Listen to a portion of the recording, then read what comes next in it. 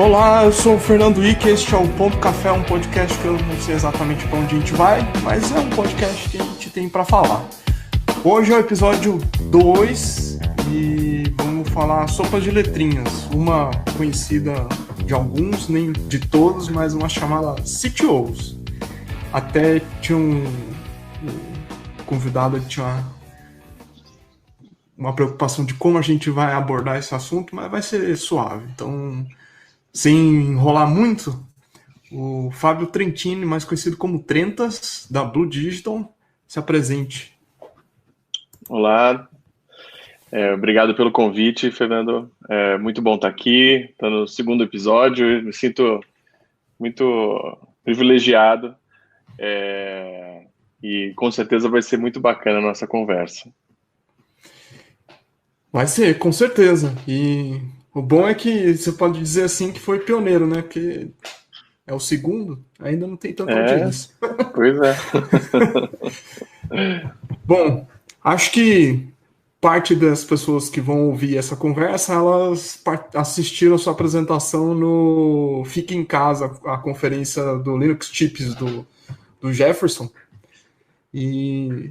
Mas acho que não precisa fazer uma apresentação tão longa sua, mas pode fazer uma versão resumida, uma Pocket. mini bio. Pocket. Legal, perfeito. Bom, inclusive no Fica em Casa Conf foi a primeira vez que eu participei de algum evento assim, online e tal. Eu nunca palestrei online, não tinha palestrado online na vida. E ficou nervoso? Acho que eu fiquei uns 5 minutos antes assim de começar, eu fiquei. Depois vai, né? Depois vai. Bom, contando um pouquinho sobre mim, né? Eu comecei a trabalhar com internet em 96, no Núcleo de Computação Científica da PUC, e foi lá que eu me apaixonei por internet e decidi que era isso que eu ia fazer o resto da minha vida. Tô fidedigno nessa minha vontade desde então. Eu depois, em 99, fui para o UOL, Universo Online, trabalhei por 10 anos lá. Comecei lá na área de suporte, depois fui para a área de administração de sistemas, depois veio um coordenador de uma área a gente chamava na época Tools, né, que desenvolvia software para as áreas de infraestrutura, não muito diferente de hoje, mas não tinham tantos nomes bonitos. Os conceitos eram parecidos, de automação, enfim. Depois fui para a área de P&D lá, trabalhei em grandes projetos. Depois de 10 anos, quando eu saí de lá, eu fui para o IG, e aí mudei, né, pulei da carreira em Y, pulei de uma ponta para outra, né, eu era especialista técnico no UOL, e no IG eu fui gerenciar pessoas. Comecei com um time lá de engenharia, que era um time mais voltado à arquitetura de sistemas e performance, e depois eu acabei assumindo toda a área de desenvolvimento também, e uma pequena área de P&D que tinha lá também. Enfim, depois teve uma cisão, o IG, né, dividiu no meio, virou uma outra empresa chamada Oi Internet, e o outro lado que ficou do IG eu acabei assumindo como CTO, e isso foi em 2012, e desde então eu estou trabalhando como CTO/CIO. Em 2013 eu saí do IG, fui para a Bionexo, que é uma empresa na área da saúde, uma empresa de tecnologia que atua na área da saúde, que é um marketplace de compras hospitalares para hospitais. E mais recente agora, outubro de 17, eu concluí meu ciclo na Bionexo e abri uma empresa com sócio, abri a Blue Digital, que hoje a Blue Digital é uma empresa de consultoria de transformação Cloud Native e também um venture builder de construção de novos negócios sob encomenda, negócios digitais. Num tweet longo, é isso. Tá mais para um post no LinkedIn. Mas tá sucinto, tá sucinto. É que quando tem bastante experiência, tem que contar a história, né? E tem bastante história aí. Trentas, o que é a sigla CTO? CTO é Chief Technology Officer, né? Então, a princípio é o número 1 de uma empresa responsável pela área de tecnologia. Desculpa. E, obviamente, dependendo do tamanho da empresa, você tem outras funções de gestão e de comando abaixo também, né? Então, isso é muito sensível ao tamanho da empresa. Tem muita confusão que o pessoal faz sobre CTO e CIO. Você consegue identificar qual é o papel em um papel do outro? Claro. Bom, essa é uma boa pergunta mesmo, que realmente sempre tem uma confusão, né? Ah, o cara é CIO, CTO. Então, CTO, como eu falei, né? Technology Officer. E o CIO é o Chief Information Officer. Tradução dos dois ali não faz muita, né? Mas como que funciona? Normalmente, em empresas que não são nativamente digitais, ou não é uma empresa de tecnologia, quando tem aquela área de TI mais corporativa, onde ela é simplesmente um meio e não o fim, né? Você tem um papel de CIO. E aí empresas onde tecnologia é estratégico, né, é parte do negócio, normalmente é colocado o CTO. Algumas empresas, elas acabam tendo os dois papéis, mas aí fica normalmente é uma separação. O CIO cuida mais de governança, infraestrutura, contratos, uma coisa mais processual, assim, e o CTO acaba indo mais para a área de P&D e construção de produtos digitais. Mas não existe uma regra, né? Não existe uma regra, varia muito. E acho que a gente ali na frente vai falar sobre como é e o que a pessoa precisa fazer para se tornar um CTO. Mas quais são as principais responsabilidades de um CTO? Acho que essa pergunta é meio ruim, porque no fundo, dependendo do tamanho, como você falou, o perfil do CTO pode ser um pouquinho diferente, né? Eu acho que, com certeza, né, isso varia muito da idade da empresa e do tamanho da empresa, e do mercado que a empresa atua, né? Mas, no fundo, ser o CTO é ser a pessoa que, no final das contas, é o responsável pela área de tecnologia, de alguma forma, né? Se você é uma empresa, uma startup que acabou de nascer e você foi chamado para ser o sócio e CTO, basicamente seu papel vai ser codar o dia inteiro. Que é bem diferente se você é CTO de uma empresa né, que tem 1.000 pessoas abaixo de você.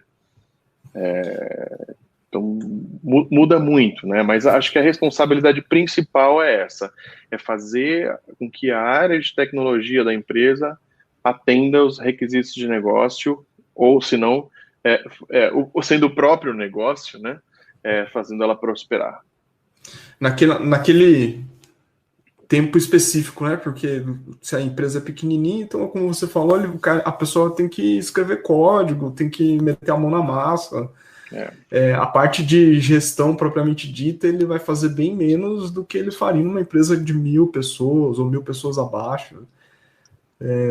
As habilidades são um pouco diferentes, apesar de o direcionamento ser o mesmo, como você mencionou, não é? Sim. Sim, e muito provavelmente um CTO de uma startup não está preparado para uma empresa que tem 1.000 pessoas na área de tecnologia e vice-versa. Isso é muito interessante, né? Não é que um é melhor que o outro, são papéis diferentes, são necessidades e skills diferentes que são demandadas, dependendo do tamanho da empresa. Então, isso é uma coisa interessante também. Mas acho que uma das habilidades importantes de um CTO em qualquer uma delas é a parte de comunicação, né? Ah, sem dúvida. Comunicação com líderes, pares e subordinados, né? No final das contas, é essencial você ser um bom comunicador e negociador. E negociador. Essa parte é mais difícil. É verdade. E como toda negociação, você não consegue ganhar sempre, né? Então você tem que saber o momento de ganhar, o momento de perder uma negociação, e a vida é assim para tudo, né? Então faz parte também de você entender isso. Verdade. As empresas modernas, cloud native, que tem processos, vou falar um termo polêmico, mas ágeis, elas sofrem muita pressão para que o volume de entrega de funcionalidade ser imenso. Então o CTO ele fica com uma responsabilidade de tentar, junto com a área de produto e com a área de negócio, como é que ele consegue ajudar a direcionar o que está atrás dele, ou as tecnologias que precisam, na verdade, os conhecimentos que precisa ser criado e gerenciado e aprendido para dar conta dos desafios. Como é que você vê que ele tem que mediar? Acho que um exemplo mas startups de pequenas para médias, ele vai ter que codar, ele vai ter que gerenciar as pessoas e ele vai ter que coordenar com as outras áreas esse pipe de entrega, né? E sim, normalmente ele fica muito pressionado. Talvez não mais que o cara de produto, que fica no meio de todo mundo tomando bordoada, mas... Acho que assim, talvez uma dos principais aprendizados que eu tive como CTO foi aprender a dizer não para conseguir gerenciar isso. Porque todas as áreas, né, de produtos, de negócios, quando demandam da área de tecnologia, vai ser sempre feature-based. Eu quero a funcionalidade, eu quero a funcionalidade, eu quero a funcionalidade. E o CTO, né, e seu time, se não souber negociar tempo, né, não souber negociar recursos, você vai incrementar débito técnico suficiente para chegar uma hora que vai ficar catastrófica a sua área, sua tecnologia, e você ter cada vez menos entregas.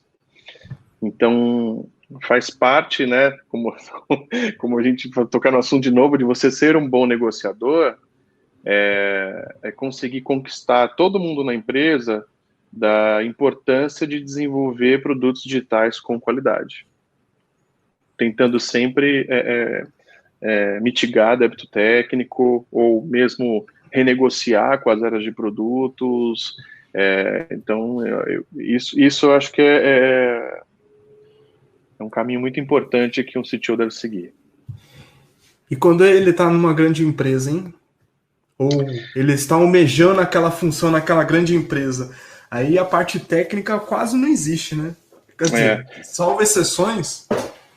Sim.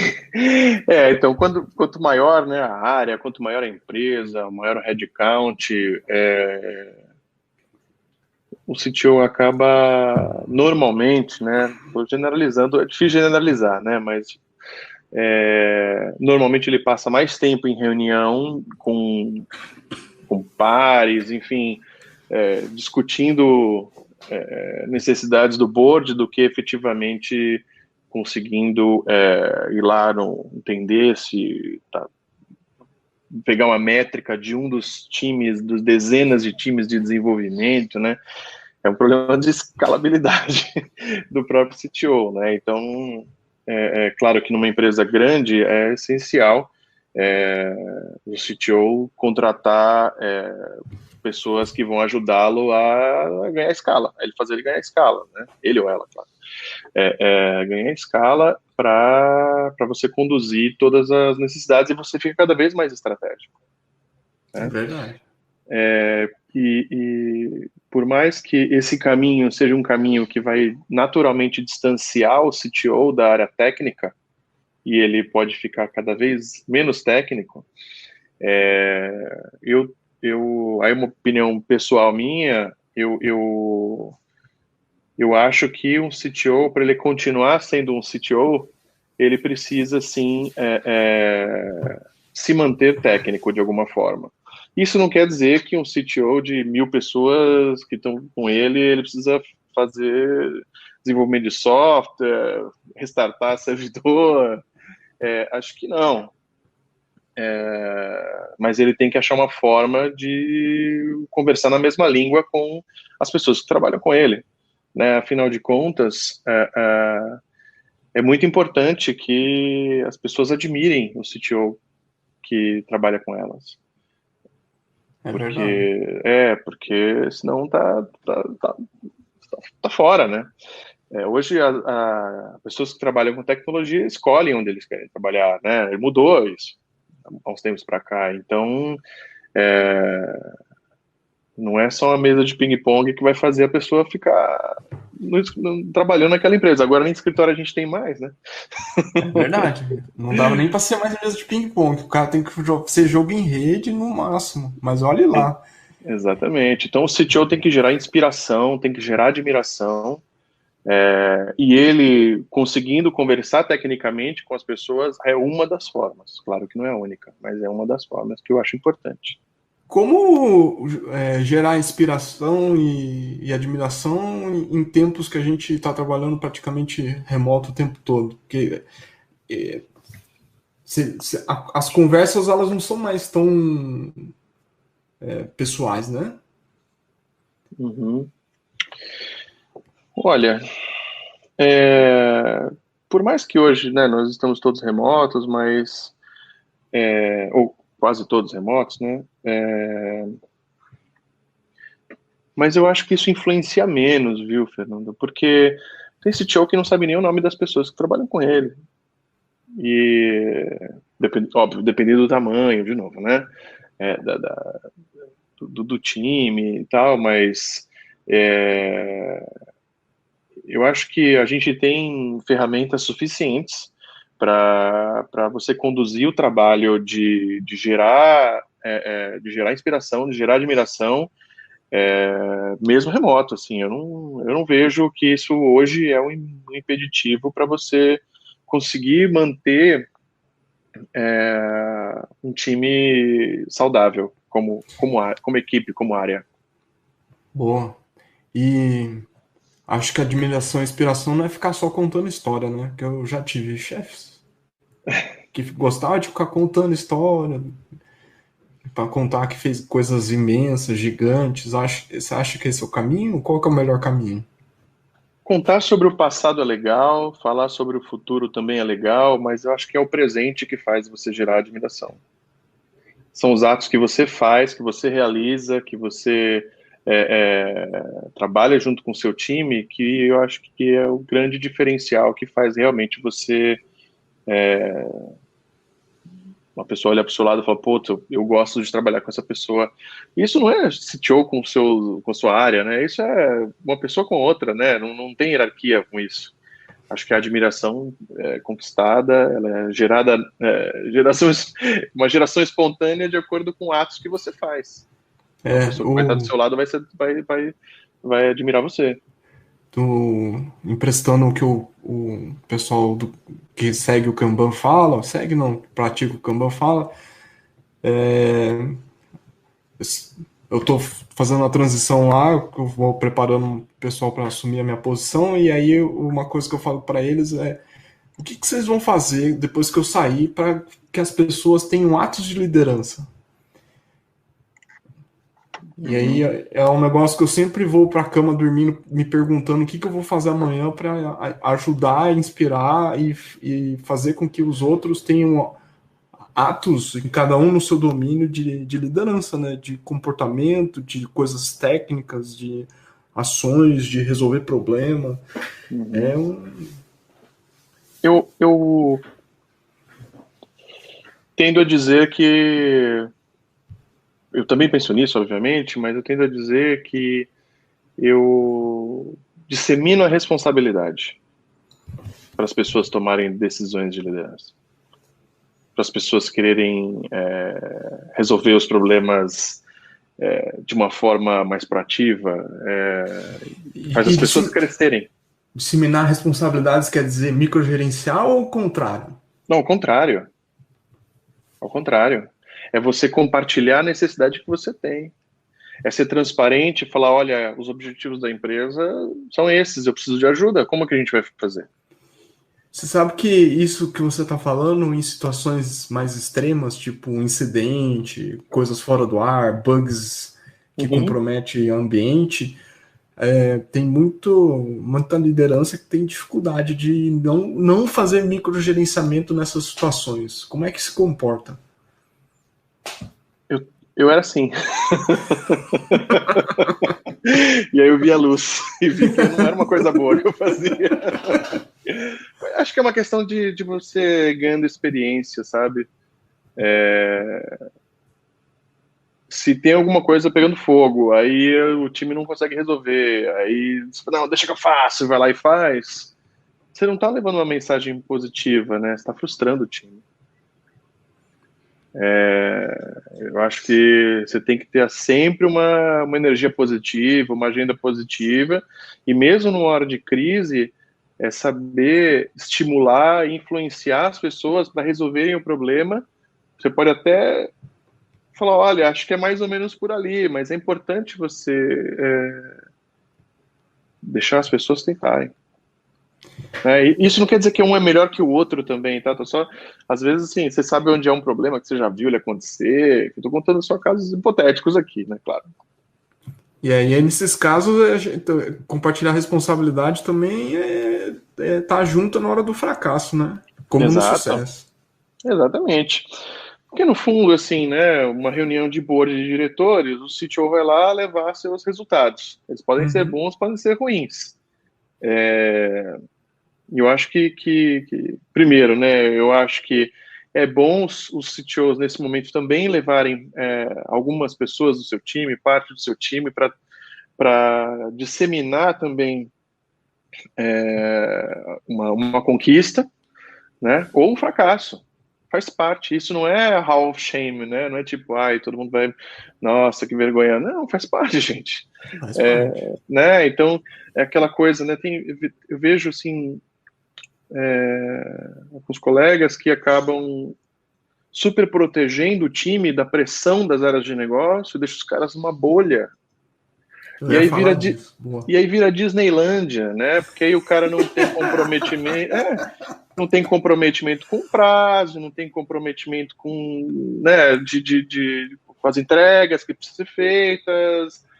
E por quê? Porque o cara vive lá no Disney World. E essa não é a realidade, né?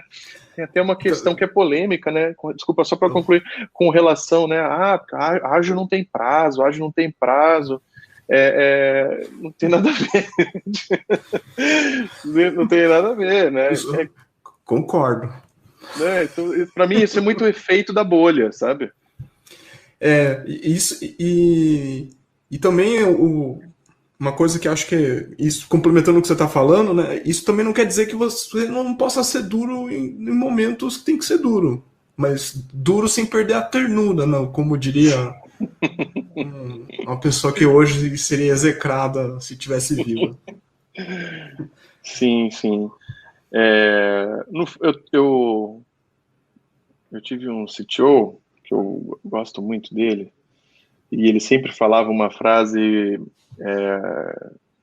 que eu sempre guardei, eu sempre repito.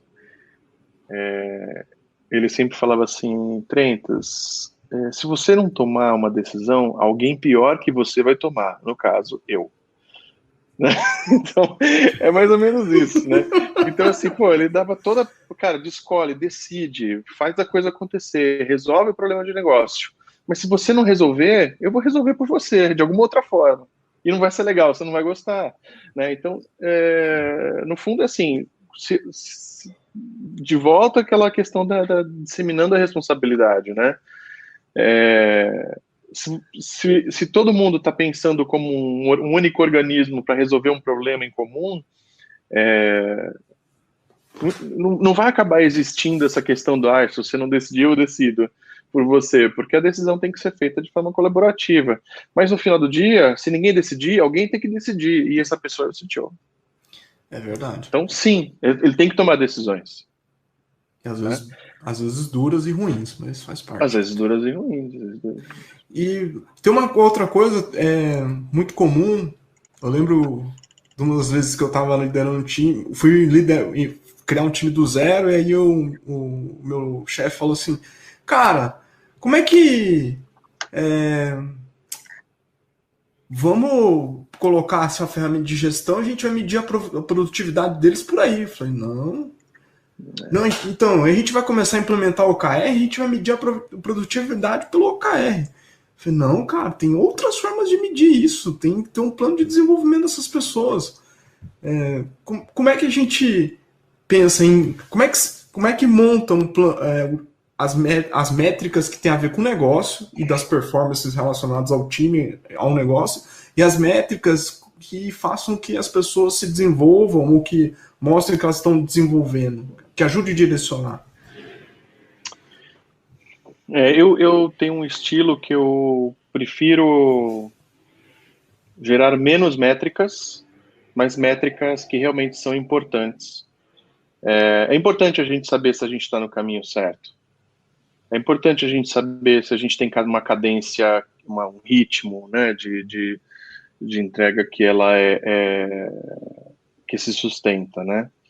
É importante quando a gente precisa, por exemplo, chega, sei lá, um presidente da empresa e fala, eu preciso colocar mais alguma coisa, eu preciso colocar um produto novo, ou eu vou comprar uma empresa e vocês vão precisar assumir toda a tecnologia. Você precisa ter ferramentas na sua mão, que no fundo viram ferramentas de negociação, para você falar, olha, meu time está a 100% de utilização por conta disso, por conta daquilo, né? Então, no final das contas, métricas são essenciais para você chegar ter essas ferramentas, mas, assim, acho que tem que tomar muito cuidado para não começar a gerar um monte de métricas, né, o Vanity Metrics, né, que é o ilustre post do TechCrunch de 2011, que tem tudo a ver, né? Tipo, você não é muito fácil ficar, vamos gerar métrica disso, daquilo, de repente seu time está só gerando métrica e você não está dando para frente. Você começa a girar em falso. Então, e ninguém olha, né? O pior de tudo é ninguém olhar. Exato. E eu sempre tendo a fazer métricas do time e não do indivíduo. Mas isso acho que às vezes parece ser um contrassenso em relação a como porque também tem gente que olha processos e métricas e fala assim, cara, processo é tudo, mas as pessoas, segundo o Agile surrado, as pessoas são mais importantes, né?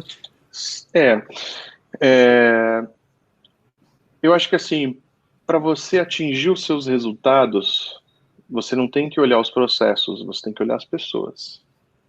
E fazer com que as pessoas atinjam os resultados para você.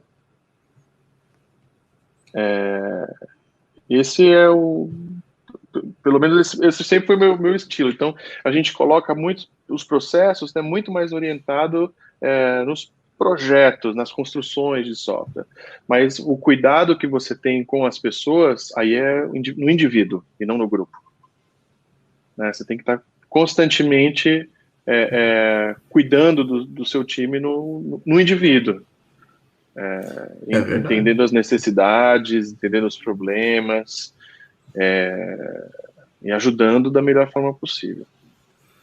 Isso a gente não pode afirmar que resumidamente é empatia. É um pouco mais, né? Eu acho que é um pouco mais, né? E também tem uma coisa muito importante quando você está cuidando do seu time, vamos dizer assim, né? Se você não se expressar e não falar claramente o que você quer, o que você precisa, o que a empresa precisa, você não pode gerar expectativas de resultado. Então, o CTO tem que ser, né, de novo, logo no começo da nossa conversa, um grande comunicador. Você tem que saber comunicar bem para onde a empresa está indo, quais são as metas, o que a gente tem que fazer, quais são os problemas que a gente precisa resolver, E aí sim você pode gerar expectativas de entrega, senão só vai gerar ansiedade em todo mundo, inclusive no próprio CTO. Lá no pessoal que lê como é que a Toyota funciona, o sistema produtivo da Toyota, eles falam que a liderança tem um papel fundamental em como a equipe diz. E aí ele só toma decisões, às vezes só toma decisões ali no último minuto, quando realmente precisa tomar, senão ele nem toma decisão. E isso de tomar decisão, seja uma decisão de dizer como as coisas têm que acontecer, as coisas vão acontecer, ou só induzir, que é indicar o caminho, acho que faz a grande diferença, né? Assim, o momento de tomar uma decisão também é complicado e também é caso a caso, né? Se você tomar uma decisão precoce, você às vezes pode errar. Se você toma uma decisão tardia, às vezes já era, você perdeu talvez uma oportunidade ou, enfim, deixou de conquistar algo. Então sempre tem um balanço também, qual é o momento que você precisa tomar uma decisão, e isso não existe uma bala de prata, não tem nenhum livro, né? É a experiência que você vai adquirindo com o passar do tempo e vai entendendo como uma corda que você puxa e solta, você precisa saber a hora de puxar e a hora de soltar. Verdade. Eu tento aplicar um pensamento sistêmico e método científico. Não que dá para fazer toda hora, né? Porque a gente também é humano e tem hora que a gente responde as coisas meio na emoção. Tem uma coisa que, cara, antigamente era ligação, atualmente mensagens infinitas no LinkedIn dizendo: olha, você está com um problema? Tem uma solução que vai resolver todos os seus problemas.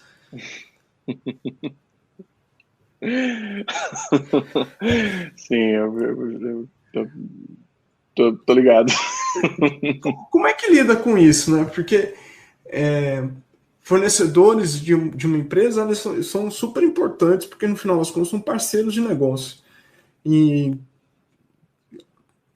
geralmente é uma enxurrada, porque as pessoas também estão tentando o seu lugar ao sol, tentando vender suas soluções e fazer a gestão disso, e além de todo mundo quer falar com você porque quer priorizar as coisas no dia a dia na empresa que você trabalha, né? Porque todo mundo quer também suas demandas atendidas, tudo é prioridade. Como é que lida com tudo isso? Olha, no meu caso, eu faço de tudo para responder a todos, mesmo que seja um não obrigado. Hoje em dia é muito fácil você não querer responder uma pessoa, você simplesmente deixa para lá, a pessoa fica lá tentando, uma hora ela desiste.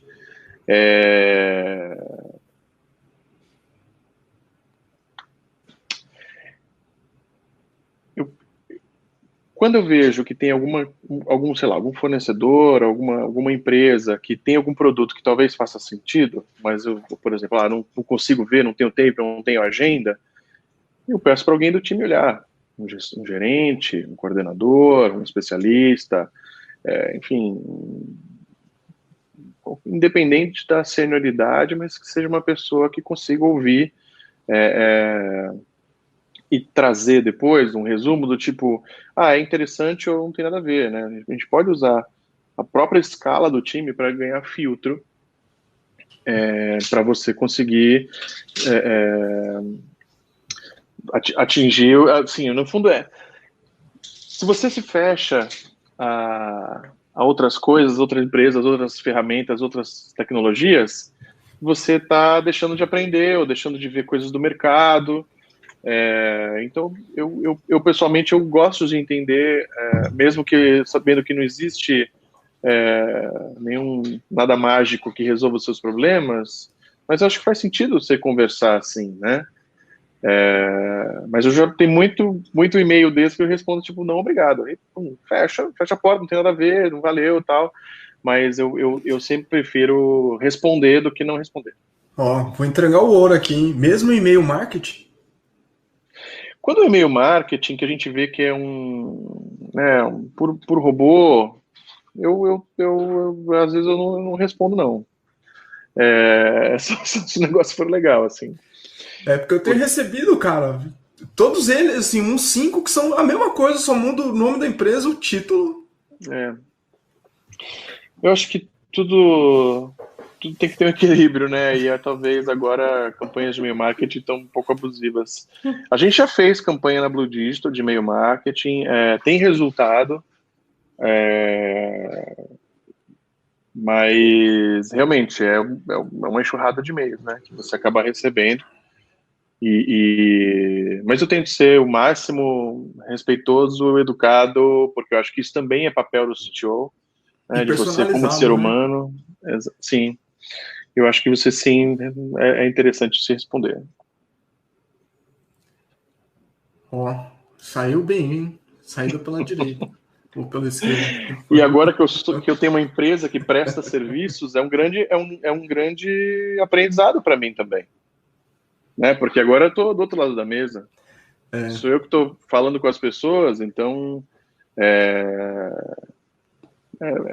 faz parte. Faz parte. Acho que... Não, mas fala de você também. Como você faz? Cara, quando eu percebo que é robô, eu não respondo. Geralmente eu respondo, mesmo para dizer não, aqueles que têm o capricho de fazer mais personalizado. Então, que não troca só o título e o nome da empresa, que ele faz a descrição do produto, às vezes manda já com PDF, com apresentação ou com um vídeo curtinho sobre o produto, eu geralmente dou uma olhadinha. E aí eu respondo. Você perde 10 segundos para responder, né? E, enfim. É verdade. Mas quando eu era no governo, não dava para responder, não, cara. Ah, é? Era 50 por dia. Sério, caramba. Era inferno. Nossa. Né? Lá tem muito dinheiro. Um dia eu conto. Um dia que me pagaram um café ou uma cerveja, eu conto. Tem o papel de liderança que costuma, eu até citei aqui, costuma falar mais do que ouvir, né? Gosta de contar história, contar causa para ficar próximo das pessoas, mas acho que normalmente é o contrário, né? A gente mais escuta do que fala.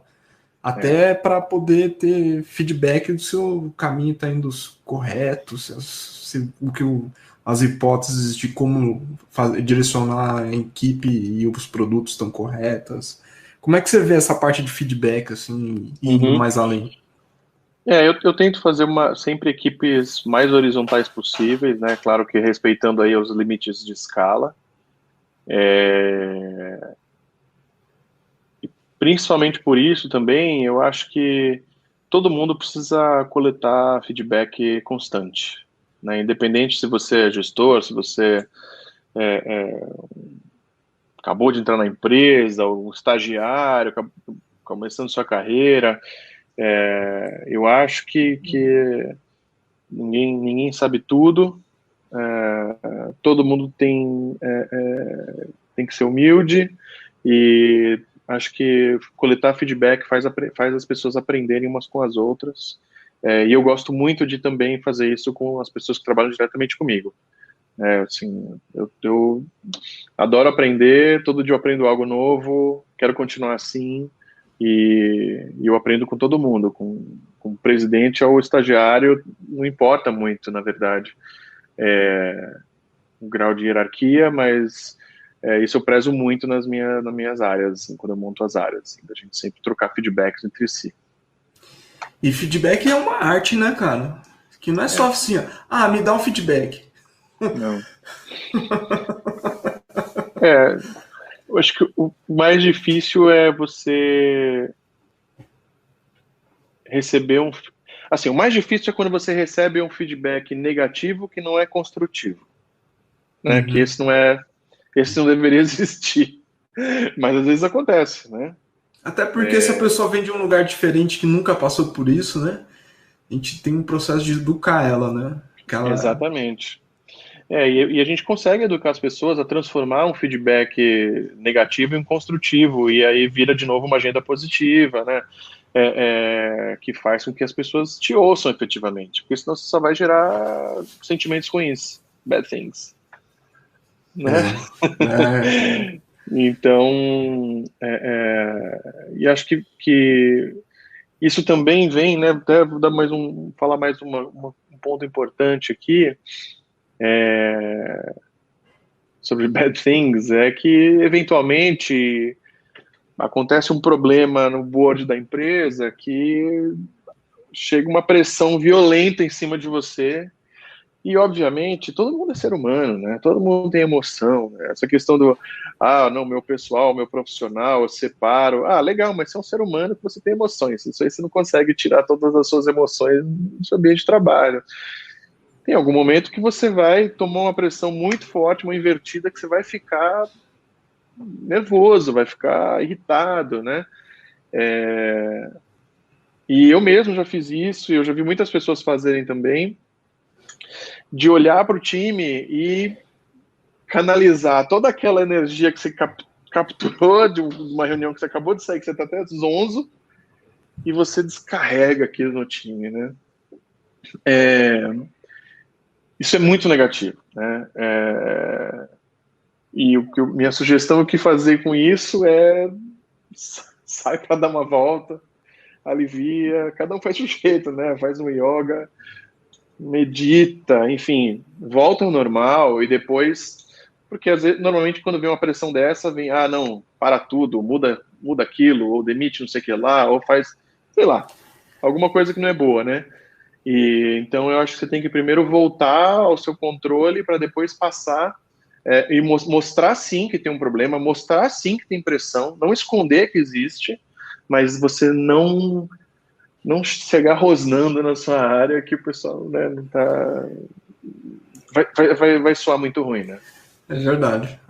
E tem... Acho que quando a gente aprende a lidar com entender o processo, a dinâmica de negócio do processo, a dinâmica entre as pessoas, a gente começa a entender também quando vem essas coisas tortas pra gente, a gente não, ignora que o cara veio afobado, vem atropelado, vem dando invertida, e fala assim, beleza, é isso, tá bom. E aí vai conduzir com a equipe e falando do jeito que você comentou mesmo, que é dizer, olha, tem essa situação, tem isso, tem uma pressão, a gente precisa resolver, mas vamos acelerar, mas vamos com as devidas precauções e acho que quando transmite isso também tem que transmite o estresse vindo de cima, a pressão, tem que tomar cuidado, porque deixar todo mundo pilhado, todo mundo entra em burnout, começa a sofrer psicologicamente, a saúde mental vai lá para baixo. Sim, principalmente se for uma constante. Verdade. Né?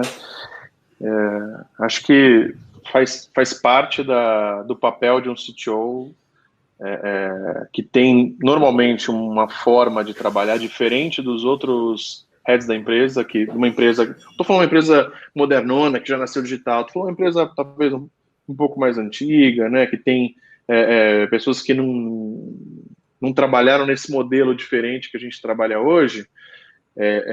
Eu acho que um dos papéis do CTO desse tipo de empresa também é conquistar os seus pares, para mostrar que existem formas diferentes de você liderar times e que não é tão comando-controle e coisas do tipo, mas você só consegue realmente provar com dados, né? Mostrar a transformação que você faz dentro das empresas. Aliás, essa semana eu mostrei para parte da equipe e eu vou mostrar isso parte do board semana que vem, que 60% do tempo da equipe é trabalho não planejado. Pois como gerenciar isso, cara?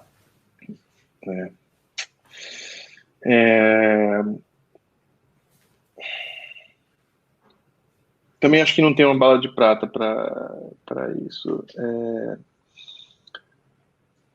Mas eu acho que isso tem que estar mapeado. principalmente, e isso tem que estar compartilhado com os seus pares e com o seu gestor, talvez o presidente da empresa, né? Porque isso pode ser um problema cultural da empresa, né? A empresa trabalha no modelo, sei lá, bombeiro. E é fácil de você entra numa empresa e ela já tem uma cultura e você absorve a cultura dela. Quando você vê, você está em burnout. Porque você quer atender como a empresa gira e tem ou o time só fica resolvendo bug de uma plataforma que está repleta de débito técnico, ou é tudo para ontem, última hora, e não existe nenhum tipo de planejamento, fica todo mundo correndo igual a barata tonta. É muito mais fácil você começar a correr igual a barata tonta do que você mudar essa energia. E tanto faz empresa grande, pequena, startup ou governo. Não, tanto faz. Porque a startup fica assim, vamos experimentar, mas se você não experimentar pensando qual é a métrica, qual é o resultado,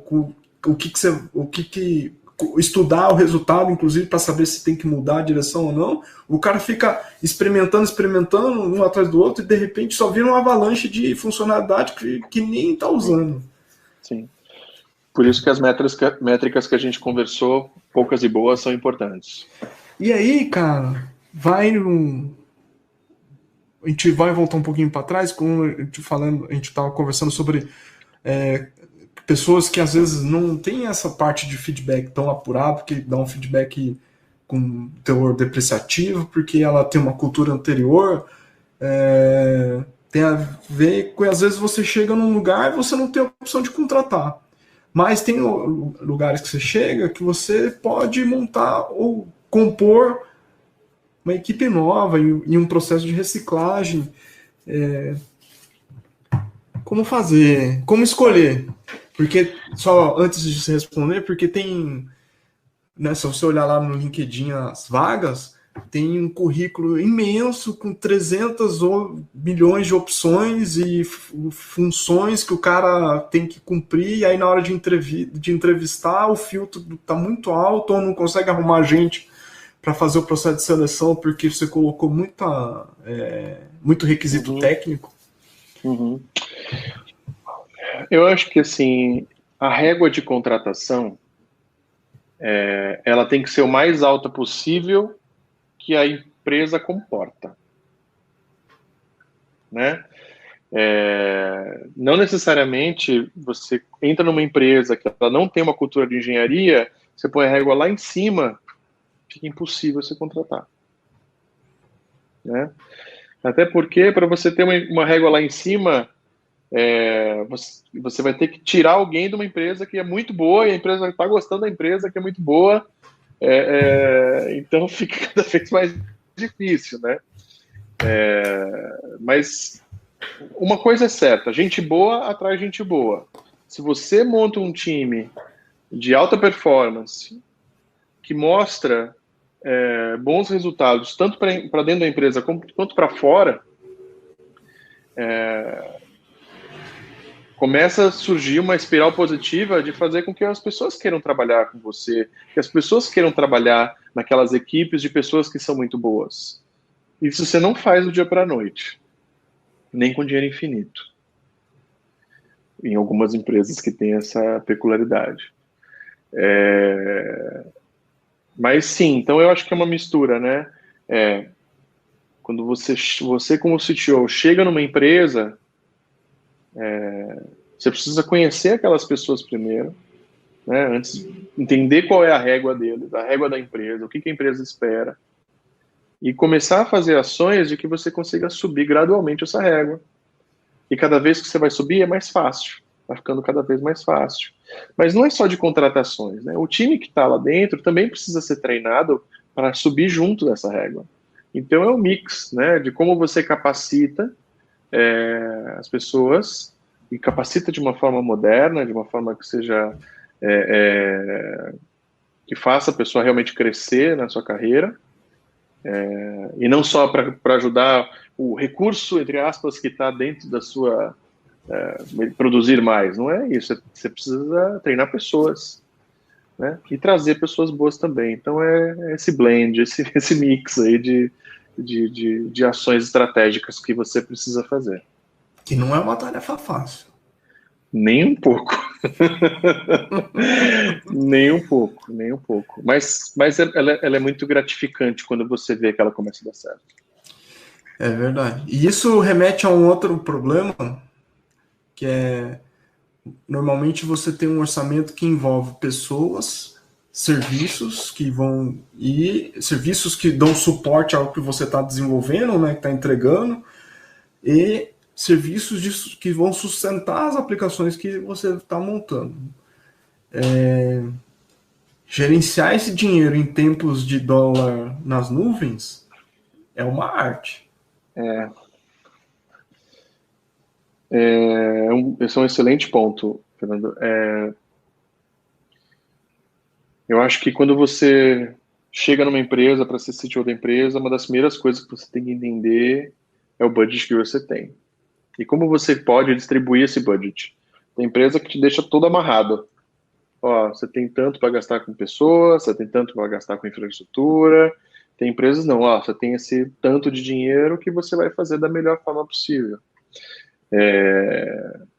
Então, dependendo, né, de como for a estratégia financeira da empresa, independente de como for, você precisa ter um controle na ponta do lápis dos seus gastos. Essa é uma coisa que tendo alguém para fazer isso para você, né, na área, dependendo da escala, né, de novo, tamanho, ou mesmo você mesmo fazendo, você precisa sempre estar atento a procurar economias, né, porque agora, né, na crise que a gente está vivendo, pessoas estão sendo demitidas por conta de corte de custo, mas se você pudesse cortar, por exemplo, o custo de infraestrutura, que agora duplicou por causa do dólar, talvez você não precisaria ter cortado as pessoas. Então, é muito importante você ter um bom controle e também disseminar a responsabilidade de custos, principalmente de OPEX, né, de despesas operacionais para os seus times. Para mim, funcionalidade que o PO, o PM escreve, tem que ter requisitos não funcionais que tem que se manter no custo. Eu sei que é um pouco utópico, mas seria o ideal, né? Porque isso tem a ver com performance. E segurança, né, que geralmente é relegada a terceiro, quarto plano. Pois é. Segurança já é um outro tema que realmente é crítico mesmo.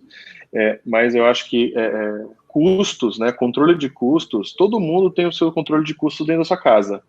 A gente sabe o quanto a gente pode comprar, porque a gente vai no supermercado, né, todos os nossos limites. Mas chega na empresa, naquele modelo bolha que eu exemplifiquei, tipo, vamos lá instanciar a máquina, vamos instalar um cluster de Kubernetes, legal, super bacana, né, peer pressure, todo mundo faz, tem que fazer também, então começa a ter um monte de tipo de tecnologia, um monte de coisa, e o olhar do custo fica lá baixa prioridade, né. Então eu acho que como CTO você tem que inverter um pouco isso e dar a responsabilidade para o time de se manter nos custos que você tem que se manter. E isso é um desafio para as empresas mais tradicionais que tem que olhar OPEX e CAPEX, né? Investimento e operação. Investimento e provavelmente, eu não estou sabendo, ninguém me relatou nada disso, porque eu já não estou nesse meio mais tradicional faz bastante tempo. Mas com certeza tem muito líder que está sendo pressionado, fala assim, tá vendo, com dólar a R$6, você tem que fazer CAPEX, você tem que comprar servidor, você tem que comprar software. Construir data center. Nossa, construir data center. Eu nunca mais faço na vida. Eu já ouvi isso, sim. Já ouvi. Vamos voltar. Religa os servidores. Vamos voltar. Faz rollback. Mas é uma visão muito fria falar isso também, né? Porque quando você não tem mais data center, você não tem mais times que suportam bare metal, né? Não tem mais times que vão fazer coisas que agora estão abstraídas, que você está contratando serviços de nuvem. Eu sinceramente não acho que com o alto do dólar vai fazer as empresas em massa assim, saírem de nuvem. Acho pouco provável. Acho mais fácil existir incentivos dos provedores de cloud pública a cobrarem reais. Os que ainda cobram em dólar. Acho que está mais fácil por aí do que fazer as pessoas voltarem para instalar servidor, né? E isso faz com que a gente também revisite os contratos com os fornecedores para repactuar, né? Todo mundo está numa situação que às vezes está precisando, em algumas situações, repactuar. Sim, o momento de crise, né? Sim. O momento de crise agora é essencial, né? Tenho certeza aí que a maioria dos CTOs devem estar revendo aí seus contratos e renegociando ou até substituindo fornecedores. Acho que isso é uma coisa que deve ser feita de tempos em tempos, e agora, nessa crise, com certeza está sendo feito de forma mais importante. Mas realmente sempre tem caminhos aí para redução de custos, né? Custos sem cair por qualidade, né? Então... esse é o grande desafio. Na verdade, é otimizar e não cortar custos, né? Exato. Tentar, né? Porque depende da empresa, tem empresa que realmente está precisando cortar custos, porque caiu o faturamento, enfim. É natural também, a gente está vivendo num momento muito especial, né? De ruim, né? Então, sim, concordo, mas acho que talvez se tiver para dizer para que alguém que está começando ou que está ali no início, primeiro pense em otimizar antes de cortar. Exatamente. Isso é uma das coisas, né, que a gente vê bastante nos nossos clientes lá da Blue Digital, né? A gente vê bastante margem de melhoria de performance em aplicações, em sistemas operacionais, em utilização de recursos em nuvem, né? A gente vê tem muita melhoria de performance. Estou falando de ociosidade, assim, né? Ociosidade acho que todo mundo já está olhando, já está reduzindo. Mas como você fabrica a ociosidade na sua infraestrutura em nuvem para você reduzir ela? Então, com análise de performance, né? Então, acho que você tem uma dica boa aí para investir nesse momento, tanto para o CTO e seus times, olhar um pouco para a performance de suas aplicações. É verdade. E queria voltar para trás, falando de inspirar. Uma vez eu encontrei uma pessoa no metrô, que aí, não sei porque a gente acabou falando de você, aí ele falou assim, o mentor dele foi o Trentas, cara, você conhece o Trentas? Putz, você é foda pra caralho, você é amigo dele, cara, seja meu mentor. Eu falei, calma.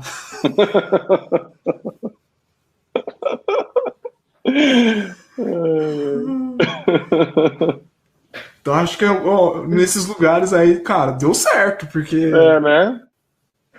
Ele falou pra uma pessoa que ele mal conhecia, ele falou isso. Que legal. Bom saber. Isso é muito bom ter feedbacks desse tipo, né? Da gente saber que tá no caminho certo. E o pior é que eu esqueci o nome da pessoa, mas se ela ouvir, ela vai lembrar. Então... Legal. Aí agora eu vou perguntar uma coisa que pessoal, mas que pode ser transportada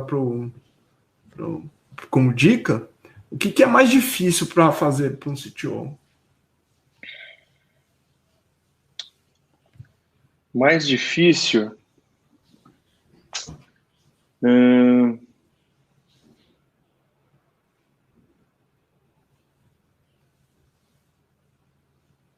Acho que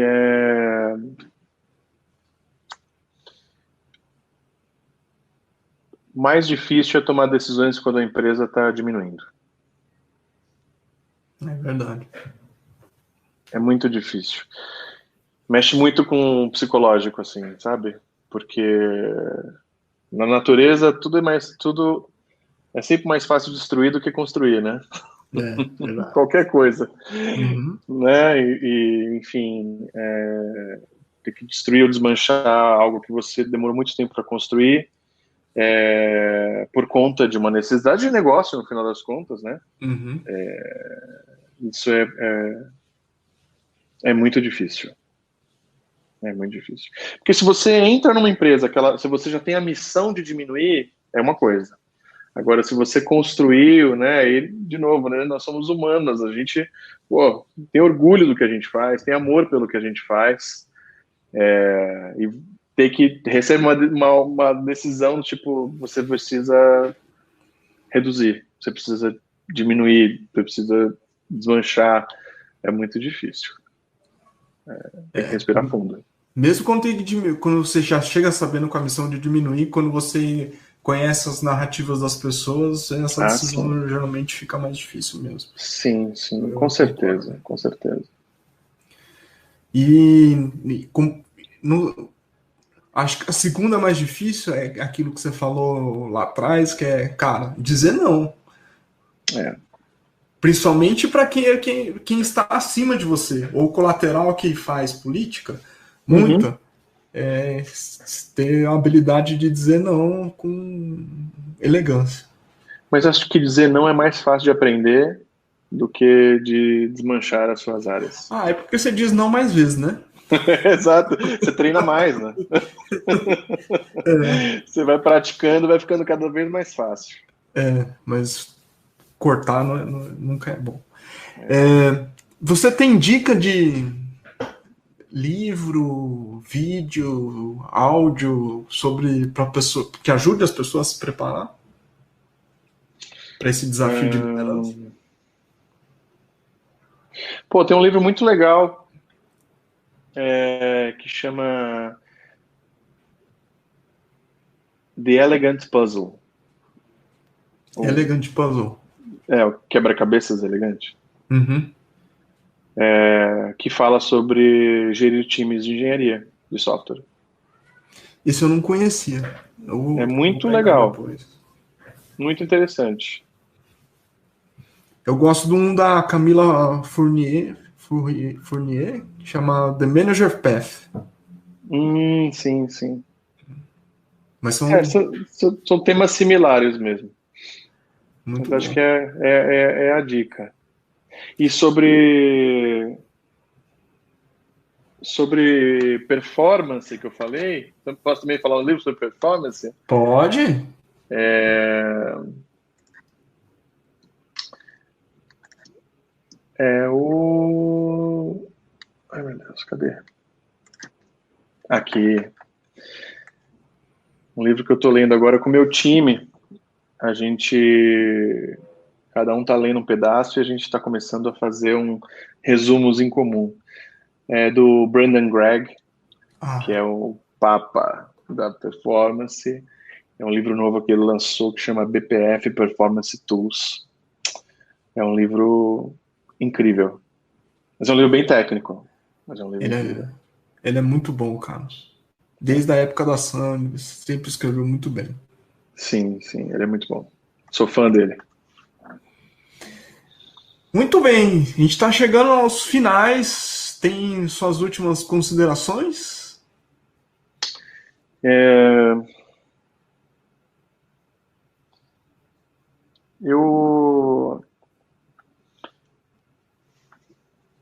Deixa eu pensar aqui. Eu acho que assim, em resumo, né, Fernando? Bom, você também, né, já trabalhou no papel de CTO. É muito uma jornada, né? Eu acho que 10 anos atrás eu era uma pessoa totalmente diferente da que eu sou hoje e acredito que daqui 10 anos, se eu chegar mais 10 anos, eu vou ser uma pessoa totalmente diferente também. Essa conquista de experiências vai deixando a gente cada vez melhor. E acho que eu aprendendo muito, né? Sempre tendo essa vontade de aprender sempre ouvindo o próximo, assim, eu acho que faz com que seja minha melhor escola, assim, de crescer como profissional, como gestor de tecnologia. Eu acho que todo mundo devia seguir esse caminho, assim, de sempre ser humilde, positivo e sempre aprender mais, que eu acho que é um bom caminho para seguir, a gente consegue conquistar coisas muito boas dessa forma também. Muito bom, velho. É isso, pessoas. Vocês ouviram Fábio Trentini, conhecido como Trentas. Esse foi o episódio 2. Espero que saia o 3. E obrigado mais uma vez. Boa noite para todos. Valeu. Boa noite.